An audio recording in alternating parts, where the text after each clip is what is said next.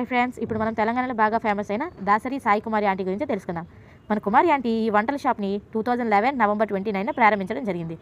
ఈవిడ గత కొన్ని నెలలుగా సోషల్ మీడియాను ఉపయోగించుకొని బాగా హల్చల్ అవుతుంది. ఈవిడ రోజుకు 2.5 లక్షల దాకా సంపాదిస్తుంది. అలాగే మన కుమారి ఆంటీ షాప్కి సెలబ్రిటీలు కూడా నేరుగా వచ్చి తినడం మొదలుపెట్టారు. అలానే ఆవిడికి మూవీస్కి ప్రమోషన్లో వాడుకోవడం జరుగుతుంది. ఇలా కొనసాగుతున్న సమయంలో కొన్ని రోజుల క్రితం అనగా 31 జాన్ 2024న ఈవిడ షాప్ని ట్రాఫిక్ పోలీసులు మూసివేయడం జరిగింది. షాప్ని ఎందుకు మూసారా అని చూస్తే ఈ ఒక్క షాప్ వల్ల రోడ్డు మొత్తం ట్రాఫిక్తో నిండిపోయాయని ఈ షాప్ని మూసివేశారు. ఇలా జరుగుతుండగా ఈ విషయం తెలంగాణ సీఎం రేవంత్ రెడ్డి గారి వరకు వెళ్ళింది. వెంటనే తెలంగాణ సీఎం రేవంత్ రెడ్డి గారి దగ్గర నుంచి ఆర్డర్లు రావడం జరిగింది. కుమారి ఆంటీ షాప్ వదిలేయండి, పోలీసులు ఏమైనా కేసు వేసినట్లయితే మళ్ళీ పునః పరిశీలించండి అని రేవంత్ రెడ్డి గారు చెప్పడం జరిగింది. అంతేకాకుండా ముఖ్యమంత్రి గారు పర్సనల్గా వచ్చి కుమారి ఆంటీ మీల్స్ ట్రై చేస్తానని చెప్పడం జరిగింది. కుమారి ఆంటీ వల్ల మనకు తెలిసిన విషయం ఏంటంటే కష్టపడితే ఏది అసాధ్యం కాదు. మన కుమారి ఆంటీ తేల్చి చెప్పేసింది.